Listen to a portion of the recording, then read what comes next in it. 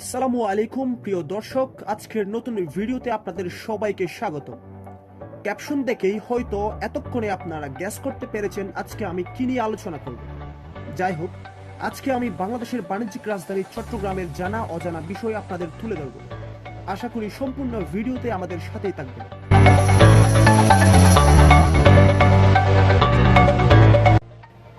আজকের এই চট্টগ্রামের জন্ম হয়েছিল 684 বছর পূর্বে, অর্থাৎ 1340 খ্রিস্টাব্দে। চট্টগ্রামকে একটি শহর হিসেবে মর্যাদা দেওয়া হয়েছিল 1863 সালের 22 জুন তারিখে। চট্টগ্রাম বাংলাদেশের দক্ষিণ পূর্বাঞ্চলে অবস্থিত। সমুদ্র, পাহাড় এবং উপত্যকায় ঘেরা চট্টগ্রাম শহর প্রাকৃতিক সৌন্দর্যের জন্য প্রাচ্যের রানী হিসেবে বিখ্যাত। এখানেই রয়েছে বঙ্গোপসাগর কেন্দ্রিক বৃহত্তম সমুদ্র বন্দর, যা বাংলাদেশের অর্থনীতিতে গুরুত্বপূর্ণ ভূমিকা পালন করে। প্রিয় দর্শক, এবার আমরা জানাবো আপনাদেরকে চট্টগ্রামের এমন কিছু বৈশিষ্ট্য যা চট্টগ্রামকে বাংলাদেশের অন্যান্য জেলা থেকে আলাদা করেছে। চট্টগ্রামের আঞ্চলিক ভাষাকে চাটগাইয়া ভাষা বলে, যে ভাষাকে বাংলাদেশের সকল জেলার আঞ্চলিক ভাষার চেয়েও কঠিন বলে বিবেচনা করা হয়। What is this? This is this. Lura. Loda what? Wait a minute. হৃদয়নগরের রাস্তা কোন দিক দিয়ে যাবো? তো যাইলাম তারা বাহাটা রাস্তা দেখিবা, রাস্তা দেখে হতো বাজার দেখিবা, বাজার মাঝে দুয়া মানুষ আছে, মানুষের দেখা দিলে সুকুজাত গরখান নাম দাহাই দিব তো আরে বাজি। আরেকবার বলেন তো গুগলে ট্রান্সলেট করি। আগাদা তো আরো হই হই আগাদা বুঝা বুঝা তাই তুমি ডানে দাঁড়ালাম বামে দাঁড়ালাম এতে কেন বুঝার গার মাথার মাঝ জুয়ারি। रुको जरा सबर करो। এক্সকিউজ মি ভাইয়া, হৃদয়নগরের রাস্তা তো এটাই নাকি? হৃদয়নগর যাবেন তো না? জি। হৃদয়নগর আড়ি আড়ি কেঙ্গুরে যাবে, বহুত দূরে হৃদয়নগর। এন্তু যাই আমরা কেঁচা রাস্তা ঢুকিয়ে দিবে, মানে ঘুরে গোল সত্তর আছে, সত্তরই পার ঘুরিয়ে না যাই কেঁচা রাস্তা পাবেন। এন্তু আর চিপ্পা রাস্তা আছে, চিপা রাস্তা হয়ে যাই বুঝেন না যাইলে বহুত ঝামেলা হইব। আহে লাগে যাই না বাড়া দিম না। I don't understand. এই নবুজের আই যাই যাই আমরা বাড়া দিই, আই আই পৌঁছা দি যাই।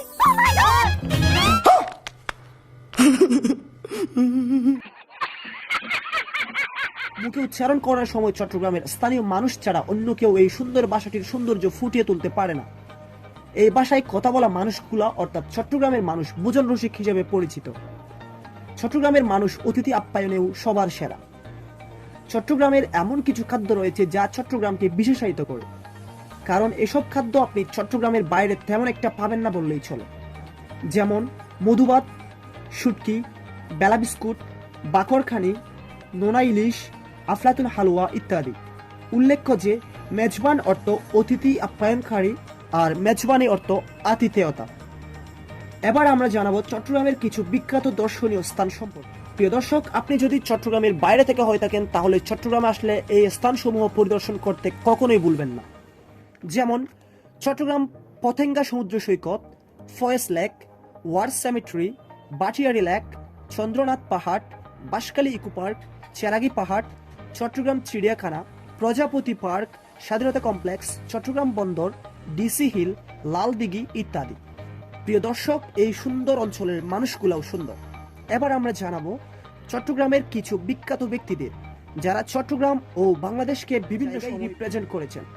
যেমন মাস্টার দা সূর্য সেন, আব্দুল বাড়ি চৌধুরী, কাজেম আলী, জুনাইদ বাবুনগরী, শাহ আহমদ শফি, বাণী মাধব বড়ুয়া, চিকিৎসক জুবেইদা হান্নান, বিজ্ঞানী শুভ রায়, বিখ্যাত ব্যবসায়ী মির্জা আহমেদ ইস্পাহানি, শিক্ষাবিদ আব্দুল মোমেন, বাংলাদেশের প্রথম ভাইস অ্যাডমিরাল সরওয়ার জাহান নিজাম, বিখ্যাত লেখক আবুল কাশেম, সাহিত্যিক আশুতোষ চৌধুরী, ক্রিকেটার আকরাম খান।